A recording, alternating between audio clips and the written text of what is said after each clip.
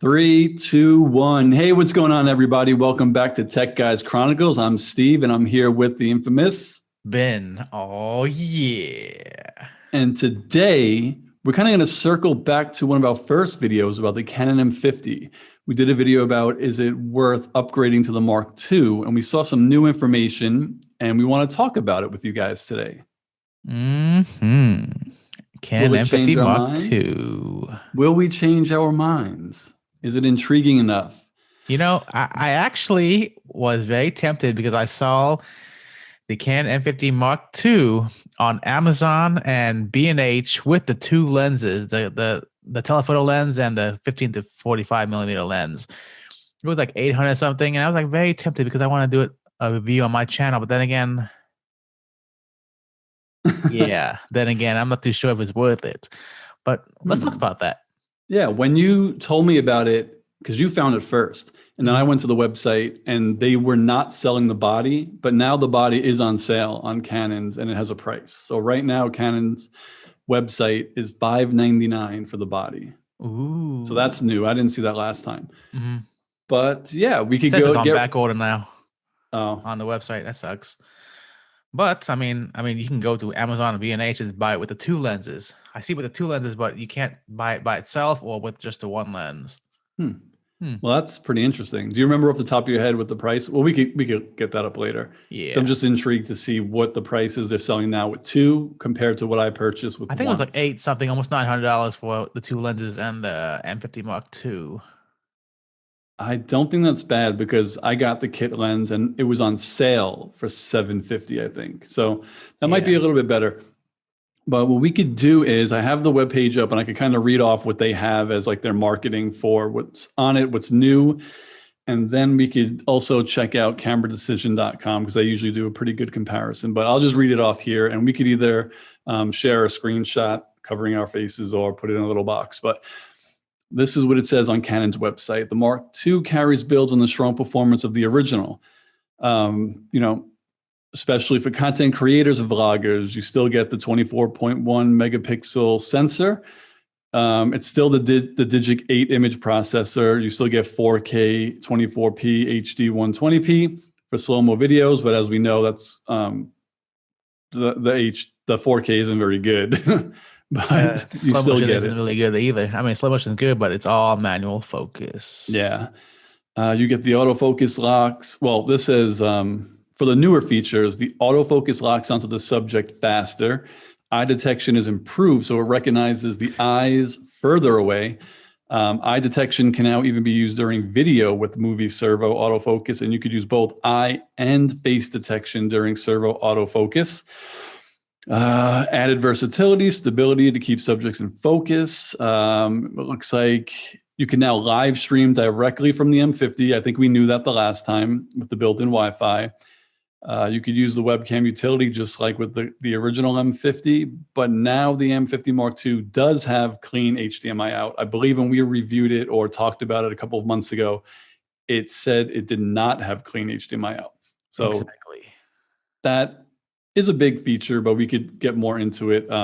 This isn't really a review, but we could talk about it a little bit because I've been testing my Sony and my Canon as a webcam, and I don't like either of them as a webcam. But yeah, clean HDMI, high frame rate. Well, it says high frame rate streaming. Maybe they adjusted the software to make it better.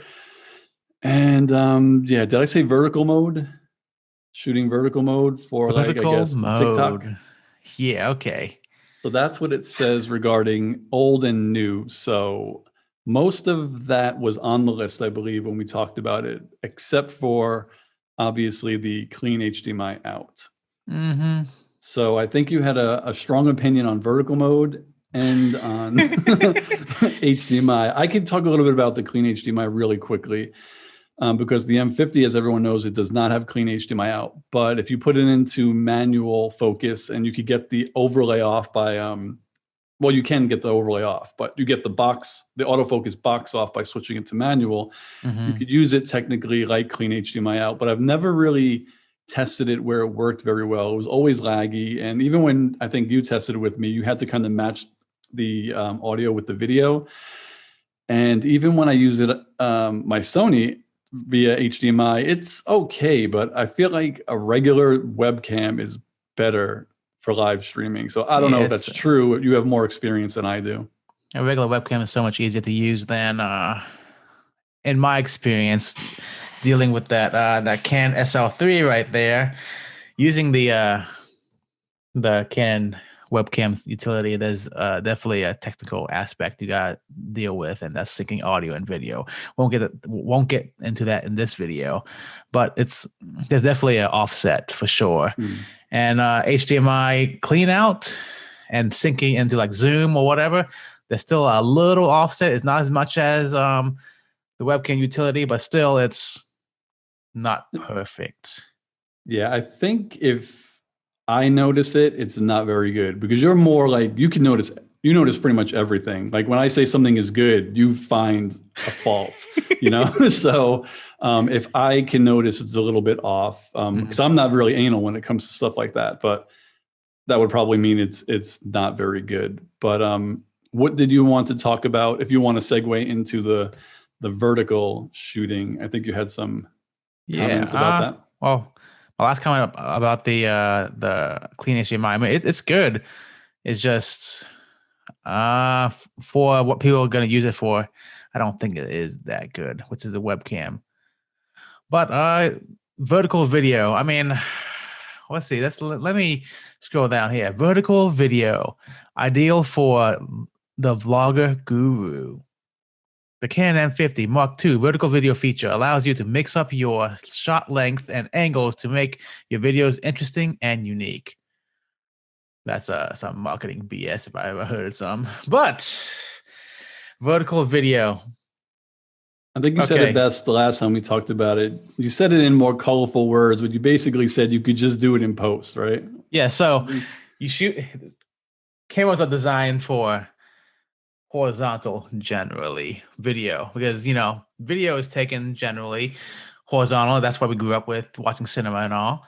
And vertical video is new and modern because of social media, TikTok, Instagram stories, reels, whatever you. But shooting vertical video, like how much time does it take to select all and rotate your videos 90 degrees one way or the other? Is it really that much of a deal? You have to shoot it in. I mean, you can be shooting in vertical anyway. The only thing that the camera does is put a flag onto the image or to the video that says, hey, the camera orientation was vertical. So you got to rotate it vertical automatically for you. But I just don't see what's the big. It's marketing, fracking marketing. It is. I'm trying to think of me 2 years ago. I probably would have been like, that's really cool because I didn't know how to even use a camera 2.5 years ago. So I think maybe, but I wasn't a vlogger. So like the selling point for me, it would have been like, that's a cool feature, But if I was like a TikToker or someone like these young kids who, have 1 million followers, maybe, yeah, but they're using cell phones, But even think about it. Who is this marketed to? We have That's a good kids, question. We have kids, literally kids, minors, people that are doing TikTok, that are very famous on TikTok. They don't care about vertical video. Who is this really marketed to? It's the people that don't know how to rotate the video in post. And generally, that's not going to be the younger generation. That's not going to be Gen Z. This is probably marketed to the boomers, people that aren't tech savvy. I mean, that's true. Love to the boomers and all that, but who is this really marketed to? Because I'm telling you, most millennials, at least me and maybe younger, I don't think vertical video is going to be a selling point. But anyway, my rant. I'm Generation X, and it wouldn't have been for me either. But like I said, it's something they threw in there. They didn't give too many like pro updates, so it's like, let's throw some gimmicks in there.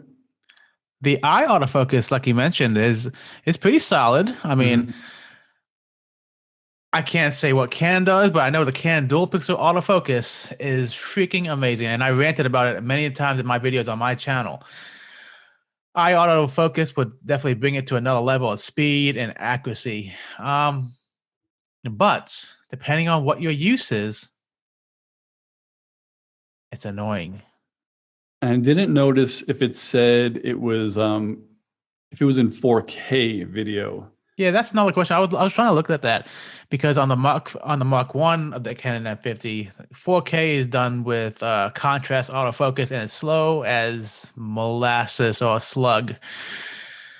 But Yeah. I'm pretty sure that Yeah, it says here, it says shooting at 20 shooting takes place by cropping pixels. Contrast detection autofocus is used. 4K movies are cropped. womp womp womp. So I mean, the 4K on the M50 Mark One was good. I mean, but if you need autofocus, don't rely on autofocus. Yeah. So, and also, I forgot to mention earlier on cameradecision.com, the only other changes were we spoke about the eye tracking. They have that on there. The Mark II is actually, well, it's the same weight, but it does take 70 more pictures. Oh, 70 So more. I don't know how they did that. It's the same battery, I believe. Same camera, same battery. So I guess it's the software. Yeah, software updates. So Still is the same with camera. all that being said, do you have any other comments on the upgrades or what we just talked about in general? Is it worth it? For That's me, the if I had the final thought. if I had the Mark One, I would not recommend upgrading to the Mark II. Yeah, same here. I think that was our consensus last time was we wouldn't, and especially after buying my second camera, if the M50 Mark I was my beginner camera, I don't think I would upgrade to another beginner camera. You know, just for that feature. Exactly. And So I think you mentioned in one of the features or the overview, it said it might be faster, a little faster shooting, focusing. I mean, how much more faster can you get? Because in my test with the Canon M50 on the videos I did, I thought the focus was never an issue with this camera. With the Mark One, it focuses quick and very accurate. Yeah, that's what it says. The autofocus locks on faster. And I agree with you. I never had a problem with the autofocus. So who knows how much faster that is. It's still a no from both of us. It's still a no for an upgrade. But now I think it should be maybe a definite yes for like you don't have a camera. Yes, if you are coming into needing a camera for beginners or even for a semi-professional that's up in the air, but it's a very good camera for starting out with. It's a very good APS-C sensor camera. See a video up there. We did a video on crop sensor versus full frame sensor, and the Canon M50 is a crop sensor camera, and it's a very good camera. I highly recommend this camera if you don't need 4K. Pretty much. Oh yeah, I think we talked about a lot on the other video, but yeah, the 4K is so disappointing. I always try to think of what it would be good for. Like it's not good for vlogging. It's not good. It's not even good for like recording a video. If you are putting things like if you're holding like another camera, the focus isn't that good. Time lapses. That's what it's good for. Yeah, time lapse. I think that's what I did with my Disney puzzle. I time lapsed it in 4K. It came out pretty good, but I don't think there's really much else. 1080p. This Canon M50 Mark II and Mark I is a great photo camera. If you are into the small Canon M series lenses, or if you want to adapt those lenses with the adapt EF lenses with the adapter to the Mark I and II, that's a good option. For photos, it's amazing. I mean, Canon photos is, I mean, yeah, it's just good. It's great for a crop sensor camera, but on the video side, 1080p is solid.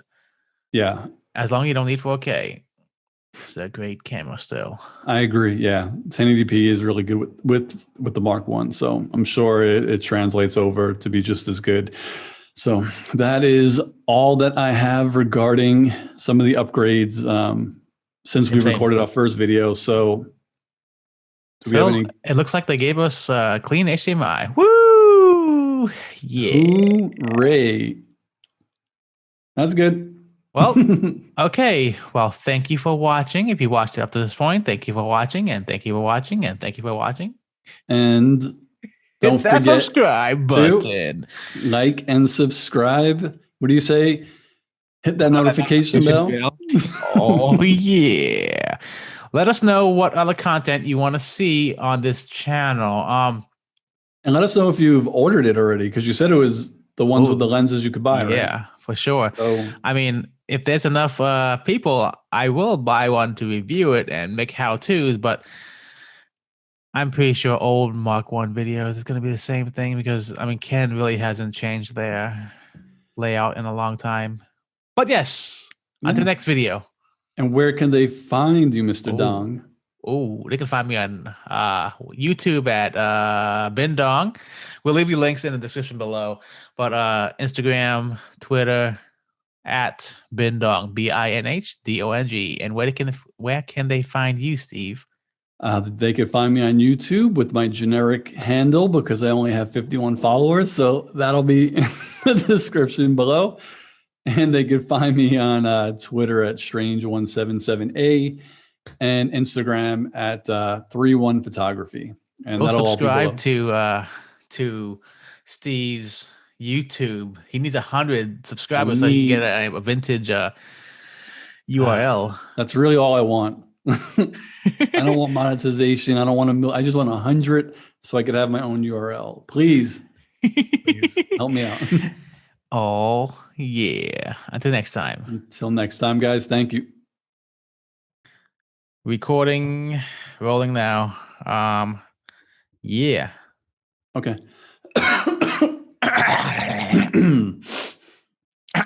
Testing one. Hey, rub your mic. Okay, yeah. Feel that mic. Oh, yeah. The outtakes.